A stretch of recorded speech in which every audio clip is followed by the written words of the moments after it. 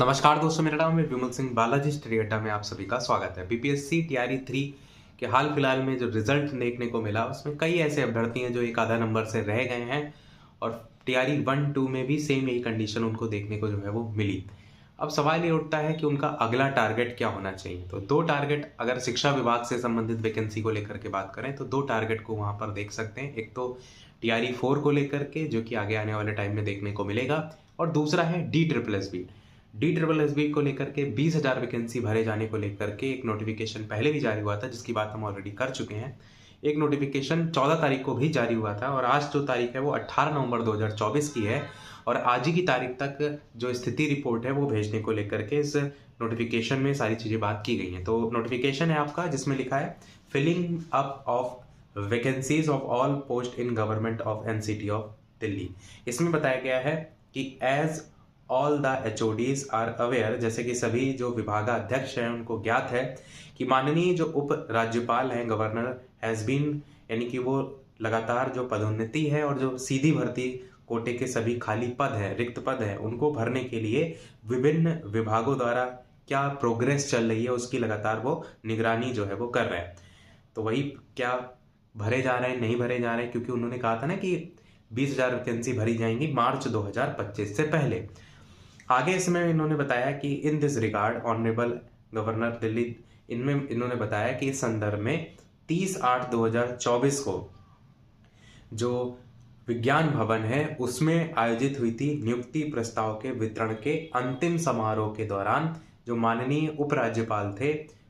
दिल्ली के, उनको सूचित किया गया था कि विभिन्न विभागों में लगभग 20,000 जो रिक्तियां हैं उनको मार्च 2025 तक डी-ट्रिपल-एस-बी के द्वारा भरा जाना, ये उनको सूचित किया गया था। माननीय जो उपराज्यपाल हैं उन्होंने उस समय इच्छा व्यक्त की थी कि जो सभी विभाग हैं उनको डी-ट्रिपल-एस-बी को भरी जाने वाली जो रिक्तियां हैं उनका विवरण जो है वो जल्द से जल्द जो है वो शीघ्रता से भेजने को लेकर के जो है वो कहा था, ताकि जो डी-ट्रिपल-एस-बी है जहां भी संभव हो सामान्य परीक्षा आयोजित करने में जो है वो सक्षम हो सके और जो खाली पद है उनको भरा जा सके।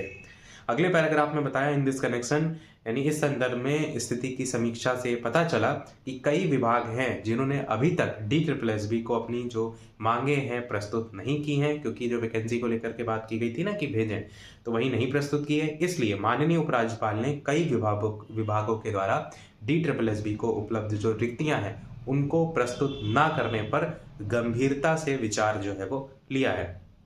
Taken a serious view on non-submission of available vacancies to D-SSB by many departments।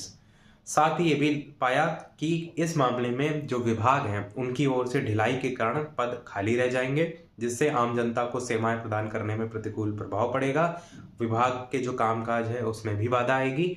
आगे अगले पैराग्राफ में बताया all the HODs are therefore directed to submit the, यानी कि जितने भी सभी विभागाध्यक्ष उनको निर्देश दिया जाता है कि वो ये जो नोट है उसके जारी होने के एक सप्ताह के भीतर, ये जारी हुआ था 14 तारीख को और एक सप्ताह के भीतर की बात की गई है, मांग जो है वो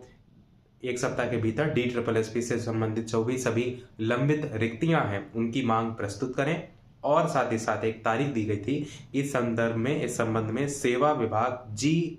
जीएनसीटीडी क्या है, government of national capital territory of Delhi, तो वही बताया गया है कि जीएनसीटीडी को 18/11/2024 जो कि आज ही की तारीख है, इस तक एक स्थिति रिपोर्ट प्रस्तुत करने को जो है वो कहा था। निर्धारित प्रारूप भी साथ में यहाँ पर अनुलग्न ए और बी करके दिया गया है और इसके बाद महीने के आखिरी दिन तक सेवा विभाग जो जीएनसीटीडी है उसको एक मासिक स्थिति रिपोर्ट भी प्रस्तुत की जानी है, ताकि उसका अवलोकन किया जा सके और फिर उसे राज्यपाल दिल्ली के कार्यालय में जो है वो भेजा जा सके, क्योंकि वो लगातार क्या प्रोग्रेस चल रही क्या नहीं उसको लेकर के डिमांड कर रहे थे। इसी में ही और 2 पेज देख पाएंगे जहां पर एक एनेक्सर ए दिया गया है जिसको हम अनुलग्न 1 के नाम से जानेंगे।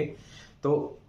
इसमें name of the post, total कितने सेंसन पोस्ट हैं, टोटल कितने फिल पोस्ट हैं, कितने खाली पोस्ट हैं, जो action taken for filling of vacancies उसको लेकर के number of vacancy for which कितनी जो पद है उनको भरने को लेकर भेजा गया है, कब भेजा गया है, उसकी तारीख क्या है, कितने वैकेंसी खाली रह गई, सारा डाटा यहाँ पर मांगा गया था एनेक्सर ए के साथ साथ। अगर आप एनेक्सर बी को भी देखेंगे तो वहां पर भी इसी से ही रिलेटेड, अच्छा जो एनेक्सर ए है वो ग्रुप बी से रिलेटेड था और जो एनेक्स्चर बी है वो ग्रुप सी से रिलेटेड था। तो अलग अलग डिपार्टमेंट के अकॉर्डिंग, बाकी ग्रुप सी में जो सारे department, name of the post, total कितनी पोस्ट हैं, कितनी फिर खाली हैं, कितनी भरी हैं, कितने का भेजा गया डाटा, वो सारा डाटा यहाँ पर जो है वो मांगा गया था। तो कुल मिलाकर के समझ के चलिए कि जो DSSB है उसकी तरफ से वैकेंसी हर हाल में आपको देखने को मिलेगी। और PRT की अगर बात करें, जिसका सबसे ज़्यादा अभ्यर्थी इंतजार कर रहे हैं, तो वो देखने को अवश्य मिलना चाहिए, क्योंकि काफ़ी लंबे समय से PRT में DSSB को लेकर के लेटर भी जारी हो रहे हैं कि इतनी इतनी पोस्ट खाली हैं, फिर भी उनको नहीं भरा जा रहा है। तो पोस्ट खाली है तो जाहिर सी बात है इसमें भी निकल करके आएंगे और उन पोस्ट को जो है वो भरा जाएगा। परंतु ये समझ के चलिए कि जो पेपर का लेवल होता है DSSB का, वो BPSC के जैसा नहीं होता है। BPSC में आपको अगर PRT की बात करते हैं तो अर्हता परीक्षा देखने को मिलती है और GK GS वाला पोर्शन देखने को मिलता है, उसमें थोड़ा बहुत मैथ वगैरह देखने को मिल जाती है। परंतु DSSB में टोटल 5 पोर्शन देखने को मिलते हैं, जहाँ पर रीजनिंग भी आती है, मैथ भी आती है, हिंदी, इंग्लिश, GK GS। तो इस तरीके से आपको मेहनत काफ़ी करनी पड़ती है। DSSB में आप देखते हैं माइनस मार्किंग भी आपको देखने को मिलती है, जबकि जो BPSC का पेपर देते हैं उसमें माइनस मार्किंग नहीं। परंतु BPSC में ये भी होता है कि एक एक्स्ट्रा ऑप्शन 5वां हो जाता है ऑप्शन, वो भी एक माइनस मार्किंग के ही बराबर है। फिर भी DSSB का लेवल थोड़ा सा कठिन होता है, इसलिए अगर आप पहले से उसको टारगेट लेकर के चलेंगे तभी आप जो है उसका जो पेपर है वो निकाल पाएंगे। बाकी एक अच्छा तरीका ये भी है DSSB को लेकर के कि जो प्रीवियस ईयर आपके हैं वो काफ़ी मात्रा में ऑलरेडी हो चुके हैं, किताबें भी ऑलरेडी मार्केट में कई आ रखी हैं, उनको आप प्रैक्टिस कर सकते हैं जब तक नोटिफिकेशन आपका नहीं आ रहा है। बाकी ये भी एक ऑप्शन है, सिलेबस तो पहले वाला ऑलरेडी डिसाइडेड ही है, उस सिलेबस को लेकर के भी आप अपनी जो तैयारी है साइड बाय साइड कर सकते हैं। बाकी BPSC से अगर कंपैरिजन करेंगे तो BPSC भी एक अच्छा ऑप्शन है, पर अदर स्टेट के बहुत से ऐसे कैंडिडेट हैं जो कि ऑलरेडी कर रहे हैं नौकरी बिहार में, वो लगातार इस बात पे फोकस किए हैं कि कैसे यूपी में कोई वैकेंसी आए और वो उसको निकाले, इसको लेकर के लगातार प्रिपरेशन कर रहे हैं। हालांकि उन्हें समय नहीं मिल रहा है, फिर भी वो लगातार प्रिपरेशन कर रहे हैं कि कैसे वो अपने स्टेट में जो है वो आ जाए। और DSSB भी एक ऐसी वैकेंसी है जिसको लगने के बाद मुझे नहीं लगता कि आपको अपने स्टेट की भी जरूरत पड़ेगी, क्योंकि वो KVS की वैकेंसी के लेवल की वैकेंसी होती है। सेंट्रल की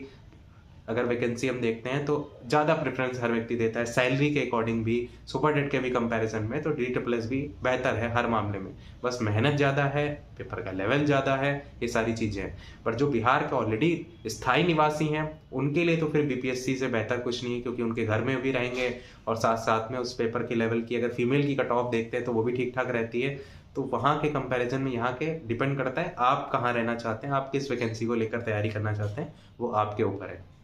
बाकी ये है कि जब नोटिफिकेशन जारी हो जाएगा तब उतना समय आपको देखने को नहीं मिलेगा। ये एक चीज़ ये भी देखेंगे, वर्तमान में भी बहुत से आपके पेपर होंगे, जैसे कि आपका इलाहाबाद हाई कोर्ट का होगा, या RRB NTPC का होगा, RPF का होगा, या जिन्होंने सीटेट की परीक्षा भरी होगी उनका वो परीक्षा होगी। तो वो भी आप साइड बाय साइड तैयारी करते हैं, प्रिपरेशन ओवरऑल होती है, परंतु इस तरीके से प्रीवियस ईयर भी लगा सकते हैं। तो ये था इस ओवरऑल नोटिफिकेशन में। जैसे कोई से रिलेटेड आएगी अपडेट तो हम आप तक पहुंचाएंगे। कोई प्रश्न कमेंट में पूछ लीजिएगा, वीडियो लाइक शेयर सब्सक्राइब कीजिएगा। मिलते हैं अगले वीडियो में, तब तक के लिए सभी को नमस्कार।